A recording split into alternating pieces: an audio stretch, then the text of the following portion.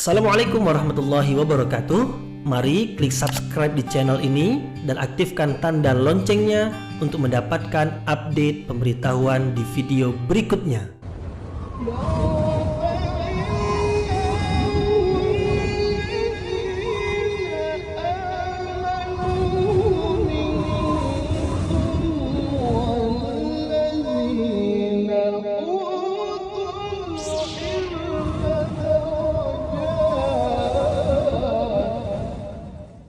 A'udzu billahi minasyaitonir rajim. Bismillahirrahmanirrahim. Assalamualaikum warahmatullahi wabarakatuh.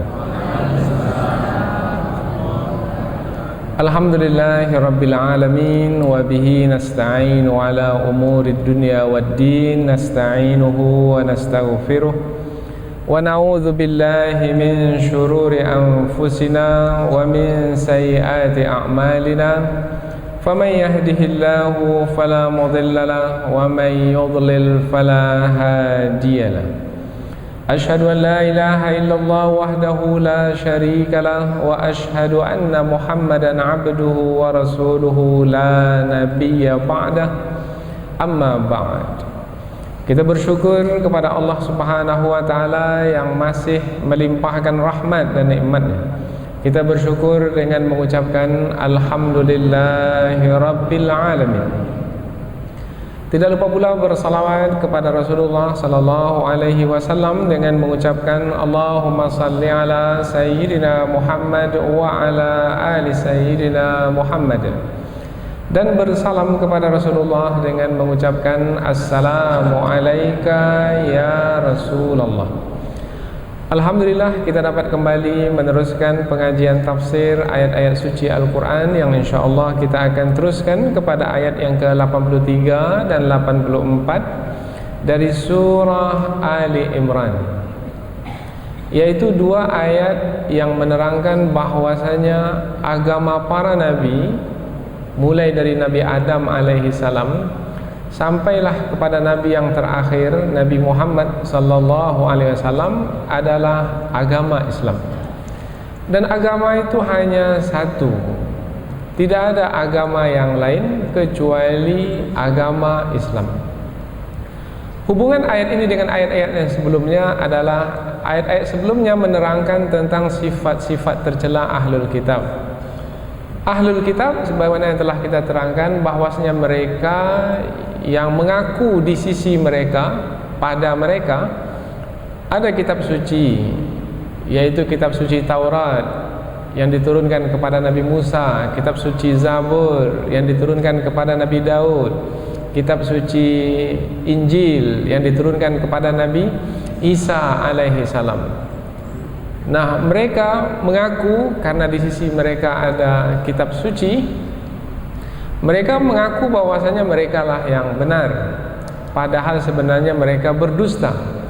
Padahal sebenarnya mereka telah menyimpangkan kebenaran sehingga mereka sesat dan menyesatkan orang lain. Nah, kesesatan mereka menjadi lebih sempurna adalah ketika diutus Rasul yang terakhir, seperti yang terdapat dalam kitab suci yang ada pada mereka. Karena sifat-sifat Rasul yang terakhir itu tertulis di dalam Taurat, Zabur dan Injil. Maktuban indahum fit Taurati wal Injil. Tertulis di dalam kitab Taurat dan Injil. Nah, ketika Rasul terakhir diutus dan mereka mengetahuinya sebagai Rasul yang terakhir, kemudian mereka tidak mau beriman kepada Rasul yang terakhir, mereka tidak mau menolong Rasul yang terakhir. Dalam ayat sebelum ini mereka diperintahkan untuk beriman kepada Rasul yang terakhir dan menolong Rasul yang terakhir.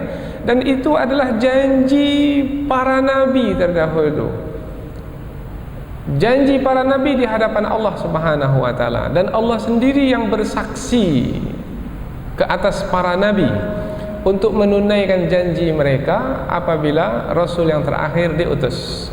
Dan para nabi pula mengambil janji pula dari umat mereka supaya beriman kepada Rasul yang terakhir dan menolong Rasul yang terakhir. Nah, setelah Allah menerangkan tentang ayat-ayat yang berkaitan dengan para nabi, dan kitab suci yang diturunkan kepada mereka. Kemudian Allah terangkan pula orang yang mengaku sebagai mengikuti para nabi tapi sebenarnya tidak mengikuti para nabi, yaitu ahlul kitab. Maka ayat ini pula menerangkan bahwasanya agama para nabi, termasuk agama Nabi Muhammad sebagai nabi yang terakhir, adalah satu saja, yaitu agama Islam. Maka tidak ada pilihan bagi mereka, bagi ahlul kitab, kecuali untuk memeluk agama Islam, yaitu agama yang dibawa oleh Nabi Muhammad SAW, dan juga adalah agama yang dibawa oleh para nabi terdahulu. Jadi agama di sisi Allah dari dahulu hingga sekarang dan sampai kapanpun, agama semua para nabi hanyalah agama Islam. Dan ini akan lebih tegas lagi dalam pengajian yang akan datang, yaitu di dalam ayat yang ke-85. Dalam pembahasan kita ini hanya 2 ayat, 83 dan 84, lebih khusus menerangkan bahwasanya agama para nabi adalah agama Islam, dan tidak sepatutnya untuk mencari agama selain agama Islam.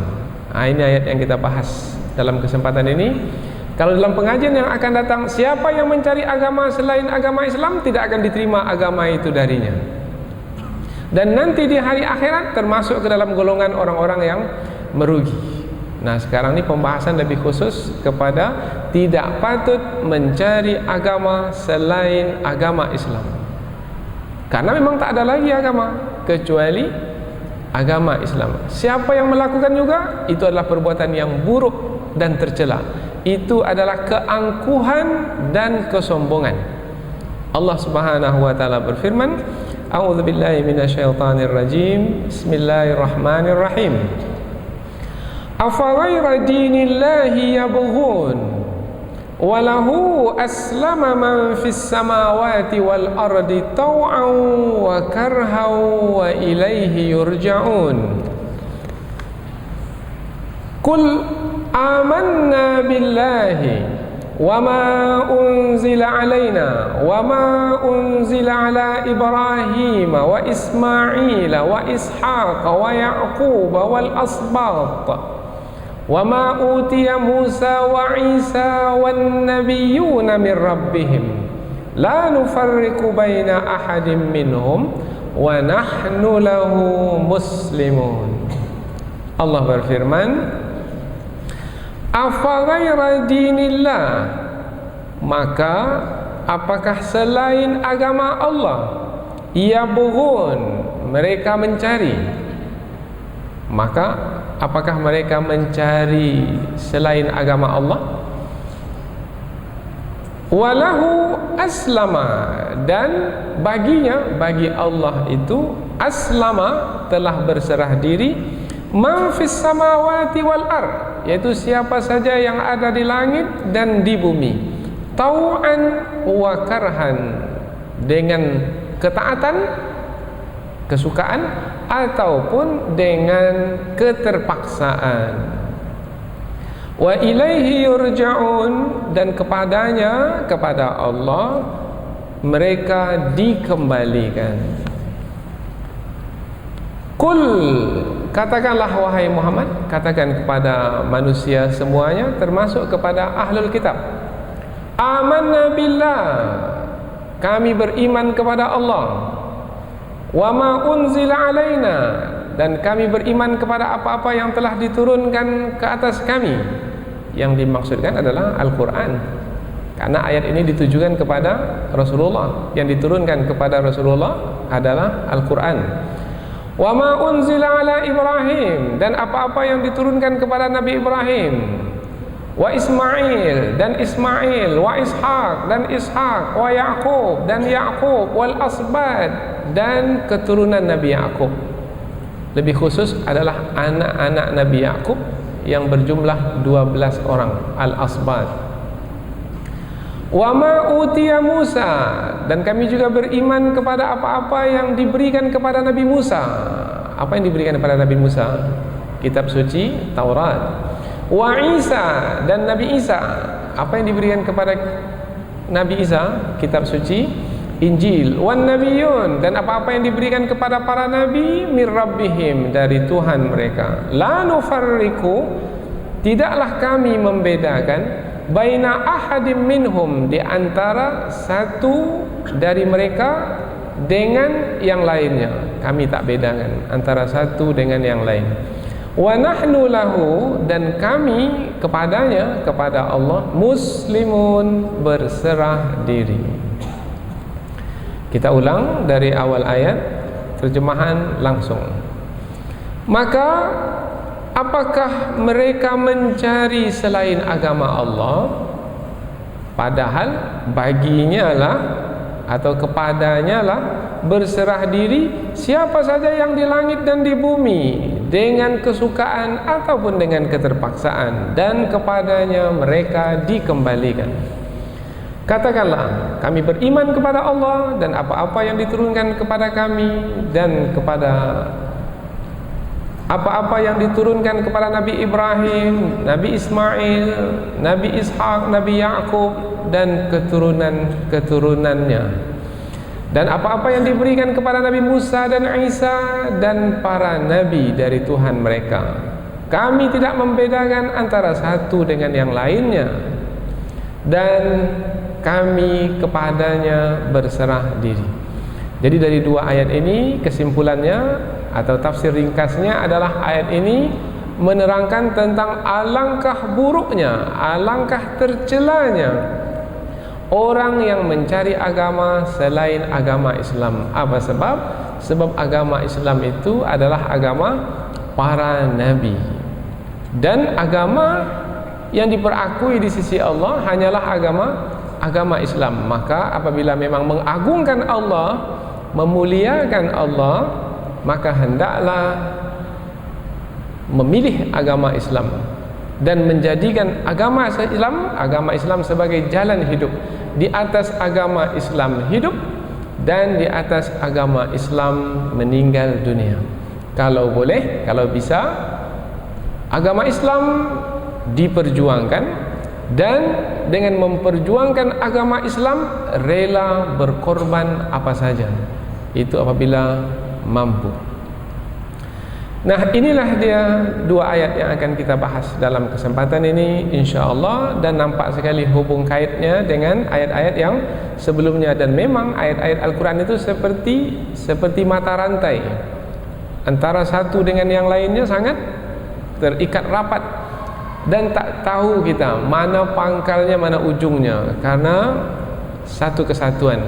Istilahnya dalam bahasa Arab al-wahdah al-mawdu'iyah, yaitu satu kesatuan. Maka kita lihat antara satu ayat dengan ayat yang lain sangat erat sekali. Maka siapa yang mengikuti pengajian tafsir, apabila membahaskan satu ayat, dia ingin lagi untuk mendengarkan apa ayat berikutnya, karena seperti ayat yang telah diterangkan itu, dia perlukan lagi ayat yang berikutnya untuk menyempurnakan pengetahuan kita, sehingga lebih sempurna kita mendapat bimbingan dan petunjuk dari sisi Allah Subhanahu wa taala. Maka tidak ada puas-puasnya apabila kita mempelajari ayat-ayat Al-Quran. Tidak ingin berhenti di satu ayat, kita ingin teruskan lagi ayat yang berikutnya, karena rasanya tidak cukup apabila kita berhenti di satu ayat. Sekarang kita pindah ke tafsir ayat, yaitu penjelasan yang lebih panjang dari ayat. Allah mulai ayat ini dengan afa ghaira dinillahi yabghun, maka apakah mereka mencari selain agama Allah. Di sini ada kata apakah, bermakna ayat ini berbentuk pertanyaan. Sebenarnya di dalam susunan bahasa kita, itu kita sebut selepas fa-nya yang kita sebut dalam terjemahan. Maka apakah fa itu kalau kita terjemahkan. Tetapi di dalam bahasa Arab dulu baru fa. Afa ghaira dinillah. Nah, jadi fa itu dahulu, maka baru setelah itu dalam terjemahannya. Tapi dalam bahasa Arabnya a dahulu. Apakah, maka. Tetapi dalam terjemahan maka apakah. Kalau disebut kata maka, fa bermakna ayat ini adalah lanjutan dari ayat yang sebelumnya. Karena telah kita terangkan sebelum ini, kata maka ini tak mungkin tiba-tiba ada di pangkal ayat begitu saja, tidak. Pasti ada ayat yang mendahuluinya. Apa ayat yang mendahuluinya? Ayat yang mendahuluinya adalah kalau sudah begitu jelas tentang agama Islam, yaitu agama yang Allah turunkan kepada Nabi Muhammad, yaitu agama para nabi seluruhnya. Kalau sudah begitu jelas, maka apakah masih lagi mencari selain agama Islam sebagai agama? Kalau sudah jelas agama Islam, agama para nabi, kemudian mencari juga selain agama Islam, maka betul-betul keangkuhan dan kesombongan. Itu makna kata fa. Maka makna apakah di sini membawa makna mencela. Mencela orang yang mencari agama selain agama Islam. Maka disebut di sini apakah, bertanya yang tujuannya adalah untuk mengingkari atau tujuannya untuk mengkeji orang yang melakukannya. Bukan tujuannya untuk dijawab, tidak. Karena kata apakah ini kan kata bertanya. Maka tujuannya bukan untuk dijawab, tujuannya untuk mengkeji. Apabila orang melakukan perbuatan yang keji seperti mencari agama selain agama Islam. Contoh mudah kalau mau memahami ayat yang seperti ini adalah ada seorang anak yang melakukan perbuatan buruk, perbuatan keji, umpamanya mengangkat suaranya di hadapan ibunya, atau mungkin sampai ke tahap memukul ibunya. Maka kita pun akan mengatakan kepada anak tersebut, apakah kamu, kita buat dalam bentuk pertanyaan, apakah kamu mengeraskan suara memukul ibumu sendiri yang melahirkan kamu, membesarkan kamu? Apakah kamu memukul ibumu sendiri? Nah, ini tujuannya bukan untuk dijawab oleh anak tersebut, tidak. Tapi tujuannya adalah untuk menerangkan, kejilah perbuatan kamu ini wahai anak. Ibumu yang melahirkanmu, membesarkanmu, tapi kamu memukulnya. Maka ini namanya al-istifham al-inkari atau al-istifham lit-taubih.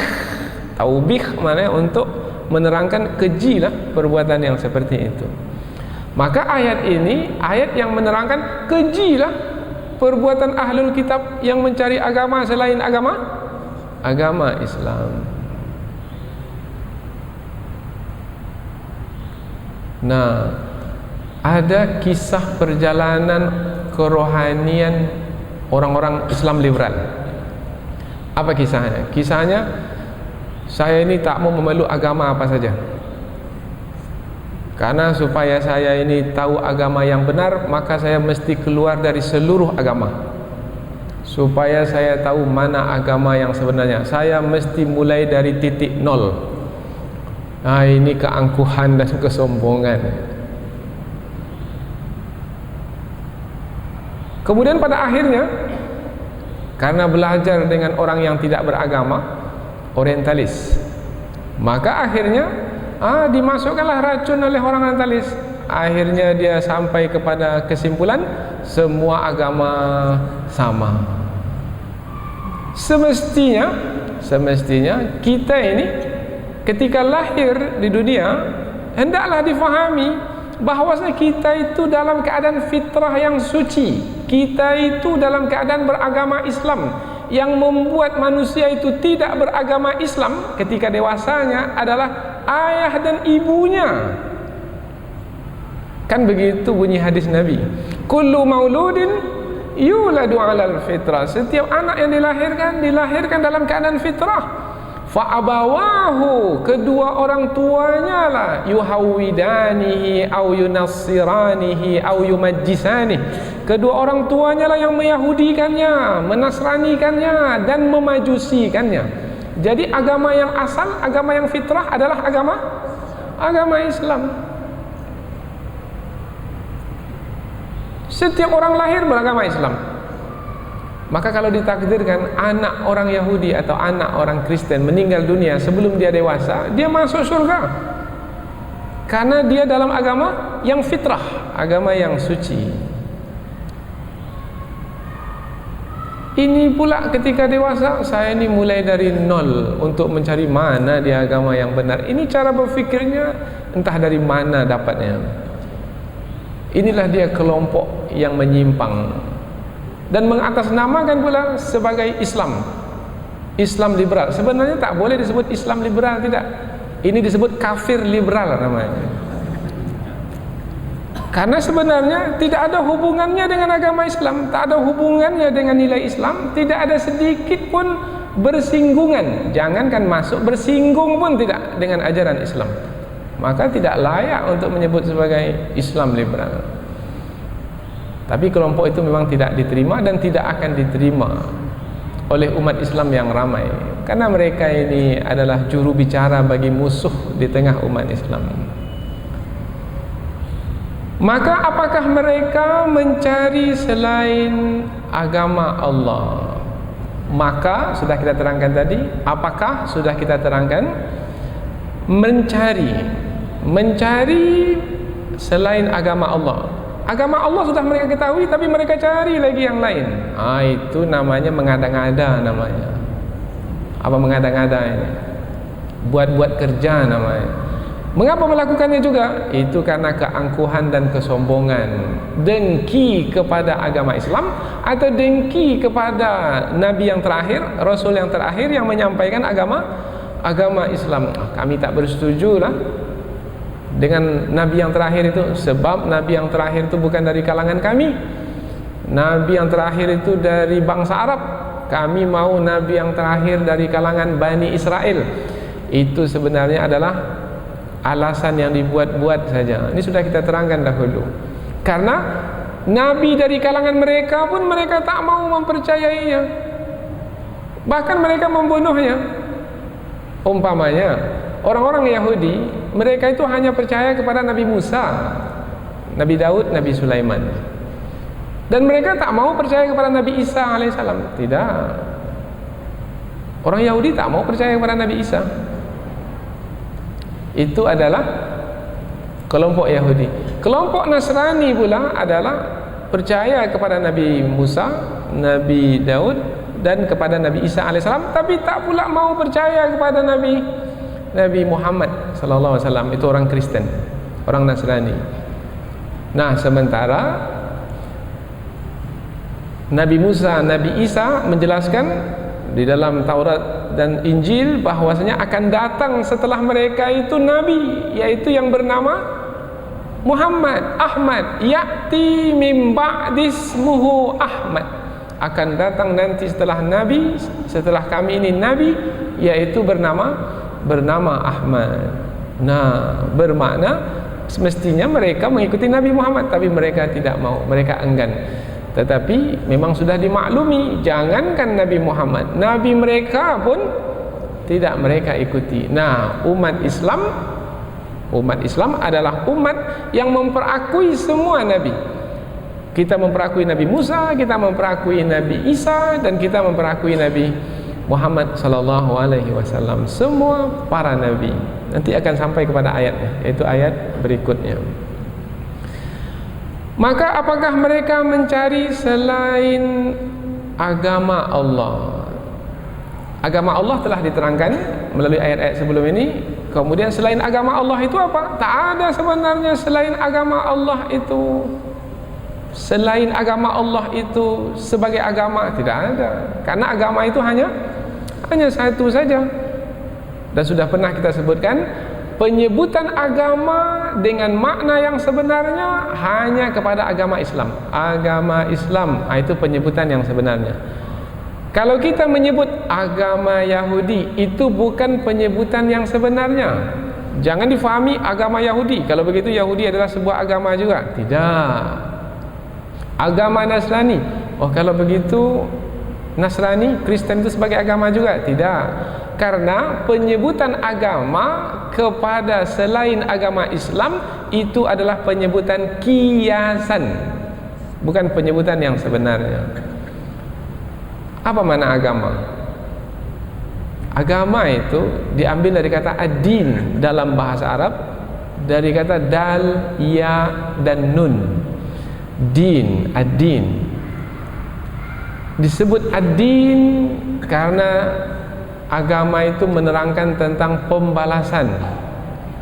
Maka dalam surah Al-Fatihah kita menyebut Maliki Yaumiddin, penguasa pada hari pembalasan. Padahal sebenarnya ad-din itu kita terjemahkan dengan agama biasanya. Tetapi dalam surah Al-Fatihah kita tidak pula menerjemahkan penguasa pada hari agama, tidak. Tapi kita sebut penguasa pada hari pembalasan. Mengapa kita terjemahkan pembalasan? Karena isi agama itu adalah pembalasan. Buat yang baik yang disebutkan dalam agama dapat balasan baik. Yang buruk yang dilakukan, karena dalam agama ini baik, ini buruk, kemudian yang buruk yang dilakukan, maka dapat juga balasan.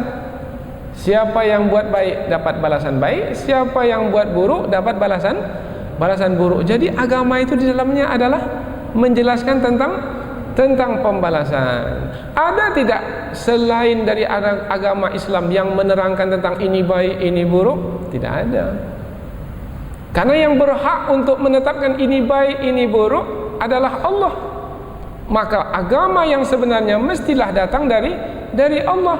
Sementara selain agama Islam itu datangnya bukan dari Allah. Selain agama Islam itu datangnya dari manusia. Apabila datang dari manusia, manusia tidak mampu untuk menetapkan ini baik dan ini buruk. Karena pengetahuan manusia itu sedikit, tidak sempurna. Kita menetapkan baik buruk. Kalau kita yang menetapkan dengan pengetahuan kita yang sedikit, boleh jadi yang kita anggap baik rupanya buruk. Boleh jadi yang kita anggap buruk rupanya baik. Berapa kali kita merevisi undang-undang kita?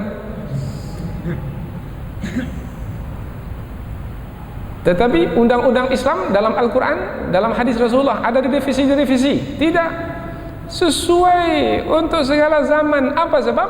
Sebab ketika Allah menetapkannya baik untuk seluruh zaman, dimanapun, siapapun yang mengamalkannya.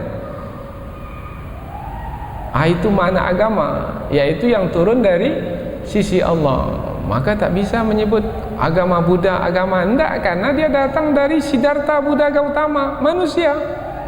Boleh jadi yang dianggap baik oleh Siddhartha itu adalah buruk, dan boleh jadi yang dianggap buruk itu adalah baik. Jadi apabila demikian halnya tidak bisa disebut sebagai agama. Agama barulah disebut sebagai agama karena kaitannya dengan pembalasan, kaitannya dengan baik dan buruk yang dilakukan, maka ia mesti datang dari sisi Allah Subhanahu wa taala. Karena ia mesti datang dari sisi Allah, di dalam ayat ini disebut betul Allah itu afa ghaira dinillah. Maka apakah mereka itu mencari selain agama Allah? Disebut di sini kata Allah. Nanti selepas ini diterangkan pula agama Islam, dinul Islam, wa may yabtaghi ghairal Islam. Nah, tapi dalam ayat ini Allah menyebut dinillah, agama Allah, untuk menerangkan bahwasanya agama barulah disebut agama kalau datang dari sisi Allah. Bagaimana manusia bisa meninggalkan yang datang dari sisi Allah kemudian mencari yang datang dari selain Allah? Kalau mereka buat juga itu adalah keangkuhan dan kesombongan. Kemudian Allah terangkan, tidak patut, tidak layak, memalukan apabila mencari juga agama selain agama Allah. Padahal walahu aslama man fis samawati wal ardh, yaitu kepadanya berserah diri apa yang di langit dan apa yang di bumi. Apa yang di langit, apa yang di bumi, atau siapa yang di langit, siapa yang di bumi, berserah diri kepada Allah. Sekarang kita terangkan terlebih dahulu, siapa yang di langit? malaikat. Siapa yang di bumi? Manusia dan jin di bumi. Nah, berserah diri malaikat yang di langit, manusia dan jin yang di bumi. Nah, kalau malaikat berserah diri, manusia dan jin berserah diri, tapi yang berserah diri itu siapa? Yang berserah diri itulah orang-orang yang beriman kepada Allah. Nah, yang beriman kepada Allah itu berserah diri dengan tau'an. Dalam ayat ini ada perkataan tau'an, maknanya dengan sukarela, dengan pilihannya sendiri. Kita ini sekarang ini adalah dari kalangan manusia yang beriman, kemudian kita ini berserah diri dengan sukarela. Mengapa kita berserah diri dengan sukarela? Sebabnya adalah Allah yang menciptakan kita. Pastilah Allah yang menciptakan kita itu maha mengetahui tentang diri kita, tentang hidup kita, mana yang baik bagi kita, mana yang buruk bagi kita, mana yang menguntungkan kita, mana yang merugikan kita, mana yang menyelamatkan kita, mana yang menyesatkan kita. Pastilah Allah maha mengetahui. Nah, dengan pengetahuan ini kemudian kita beriman, maka kita berserah diri dengan sukarela. Baik ya Allah, Engkau perintahkan kami untuk mentauhidkan-Mu, kami mentauhidkan-Mu. Engkau perintahkan kami untuk tunduk dan patuh kepadamu, perintah hanya perintah-Mu yang diikuti, larangan-larangan-Mu yang dijauhi.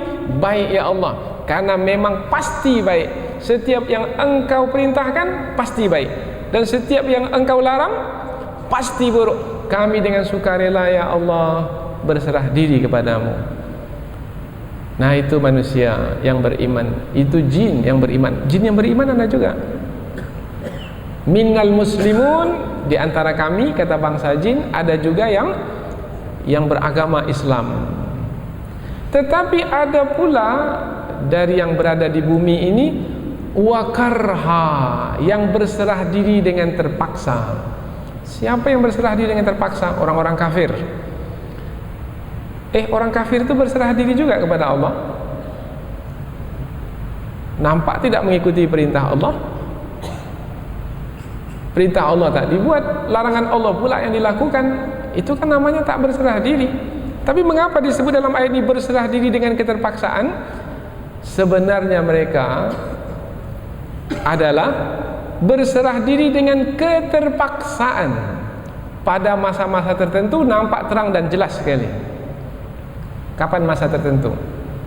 Umpamanya apabila mereka berlayar di laut, datang angin kencang, ombak besar akan menenggelamkan kapal mereka. Siapa yang mereka seru sehingga mereka selamat? Allah Subhanahu wa taala. Nah, ketika itu barulah mereka menyeru Allah dengan sukarela. Maka ketika itu, maka orang kafir ini bermakna Allah paksa mereka supaya mereka berserah diri kepada Allah. Kalau tidak, tenggelam di laut. Nah, akhirnya mereka berserah diri, tetapi tidak berdasarkan keimanan, tapi berdasarkan dengan keterpaksaan. Kalau tidak, tenggelam. Itu namanya keterpaksaan, tidak dengan sukarela. Ada makna, ada nilai. Kalau dengan terpaksa, tidak ada. Contoh mudah lagi adalah apabila orang-orang kafir itu dengan kuasa Allah dan kehendak Allah dimatikan. Apabila dimatikan, maka masih berkuasakah dia untuk mempertahankan hidupnya? Tidak. Maka ketika itu orang kafir menyerahkan dirinya kepada Allah yang mematikannya dengan terpaksa. Sebab kalau ditanya kepadanya mau hidup terus atau tidak, pasti dia mau hidup lagi. Ini disebutkan dalam Al-Quran, hatta idza jaa ahadahumul maut, sehingga apabila kematian datang kepada salah seorang mereka itu, maka apa perkataan mereka? Rabbirji'un, ya Allah kembalikanlah aku ke dunia. Keinginan mereka ketika itu mau kembali ke dunia, mau hidup lagi. Tapi kematian sudah datang kepada mereka. La'alli a'malu salihan fima tarak, aku akan melakukan amal saleh yang dahulu aku tinggalkan ketika di dunia. Maka ketika itu nampaklah mereka itu berserah diri dengan terpaksa. Kalau berserah diri dengan terpaksa tak ada nilainya. Berserah diri dengan sukarela. Jadi ada dua makhluk yang berserah diri. Yang satu berserah diri dengan sukarela, itu ada nilai, karena berserah diri dengan keimanan. Satu lagi makhluk berserah diri dengan terpaksa, itu tidak ada nilai. Maka jangan berserah diri karena terpaksa. Sehingga ada istilah, solatlah kamu sebelum kamu disolatkan. Kalau disolatkan itu sudah terpaksa itu. Suka atau tak suka akan disolatkan. Tak ada nilai bagi si mayat itu. Karena solat itu bagi orang yang hidup itu. Mudah-mudahan dengan solat orang yang hidup itu si mayat mendapat, mudah-mudahan. Tapi judulnya sudah lain, mudah-mudahan judulnya. Mudah-mudahan dapat kebaikan. Sepatutnya kalau mau sholat dengan nilai yang tinggi, maka sholatlah dengan sukarela, yaitu dengan pilihan ketika masih hidup di dunia ini. Maka apakah mereka mencari selain agama Allah, padahal kepada Allah lah berserah diri apa saja yang di langit atau siapa saja di langit dan di bumi, dengan sukarela ataupun dengan terpaksa. Wa ilaihi yurja'un, dan kepadanya lah mereka dikembalikan. Dan kepadanya lah mereka dikembalikan. Kalau disebut ayat seperti ini, dan kepadanya lah mereka dikembalikan, bermakna semua yang dengan sukarela berserah diri dan yang dengan terpaksa berserah diri, semuanya akan kembali kepada Allah untuk dibalas. Kalau disebut kepadanya dikembalikan, untuk apa dikembalikan kepada Allah? Untuk dibalas. Yang sukarela berserah diri dibalas dengan kebaikan, yang terpaksa berserah diri dibalas dengan keburukan. Karena tadi kita sebut yang sukarela orang-orang beriman, yang terpaksa orang-orang kafir. Dan satu lagi, kalau disebut wa ilaihi yurja'un, wa ilaihi, dan kepadanya, kepada siapa? Kepada Allah, yurja'un, mereka dikembalikan, bermakna yang berkuasa di dunia dan yang berkuasa di akhirat adalah satu saja, yaitu Allah. Dan kepada yang satu itu akan dikembalikan. Alangkah malangnya kalau mencari selain Allah, selain agama Allah, padahal pada akhirnya akan kembali kepada Allah. Orang yang pandai, orang yang bijak, kalau pada akhirnya kembali kepada Allah, maka carilah agama Allah, ambil agama Allah, jangan agama selain Allah. Apa akan jadi nanti kalau kembali kepada Allah tetapi ketika di dunia mencari agama selain agama Allah? Itu makna walahu dan wa ilaihi. Sebelumnya walahu, berserah diri kepada Allah, hanya kepada Allah. Sekarang pula wa ilaihi, dan kepadanya yurja'un, mereka dikembalikan. Ada beda antara dan kepadanya mereka kembali dengan dan kepadanya mereka dikembalikan. Ketika kita membaca istirja, kita membaca inna lillahi wa inna ilaihi raji'un. Kita ini datang dari Allah dan kita kembali kepada Allah. Kalau dalam ayat ini pula, dan kepadanya dikembalikan. Apa maknanya di sini? Mau tak mau, suka tak suka, akan dikembalikan. Karena di sana ada yang berkuasa ke atas diri kita. Sama dengan berkumpul dengan dikumpulkan. Kalau berkumpul ada pilihan, mau berkumpul boleh, tak berkumpul pun boleh. Tetapi kalau dikumpulkan, bermakna di sana ada yang berkuasa mengumpulkan kita. Mau tak mau, suka tak suka, mesti berkumpul. Jadi sebelum nanti dikembalikan kepada Allah, dan suka atau tak suka kita pasti dikembalikan, maka buatlah baik ketika di dunia. Bagaimana caranya? Pilihlah agama Allah itu untuk dijadikan sebagai jalan hidup, way of life, jalan hidup. Di atas agama Allah itu kita melakukan apa saja. Cari pasangan hidup dengan pertimbangan agama Allah, menjalankan rumah tangga dengan agama Allah, membesarkan anak dengan agama Allah, mencari rezeki dengan agama Allah, memimpin negeri dengan agama Allah, buat apa saja dengan agama Allah. Itu maknanya. Barulah bernilai hidup. Kalau tidak, nanti ketika kamu dikembalikan, suka tak suka, kamu tanggunglah nanti akibatnya. Karena kamu ketika di dunia tidak menjalankan agama Allah itu di dalam hidupmu. Macam mana nanti nasib kita ketika dikembalikan? Setelah terang perkara ini, maka Allah pun memerintahkan Rasulnya untuk menyampaikan kepada manusia tanpa terkecuali, termasuk ahlul kitab. Qul, katakanlah wahai Muhammad, perkataan berikut ini: amanna billah, kami beriman kepada Allah. Inilah sikap yang patut dibuat. Setelah memahami perkara ini, maka sikap yang mesti dibuat adalah beriman kepada Allah, satu, dan satu lagi beriman kepada kitab suci yang telah Allah turunkan. Kitab suci itu, itulah yang menerangkan tentang agama Allah. Dahulu kitab suci diturunkan kepada setiap para nabi. Setiap para nabi itu menerima kitab suci, tetapi ada yang disebutkan namanya kepada kita, ada yang tak disebutkan. Nah, yang disebutkan kepada kita Taurat, Zabur, Injil. Kemudian yang kepada Rasulullah adalah Al-Quran. Ada yang tak disebutkan.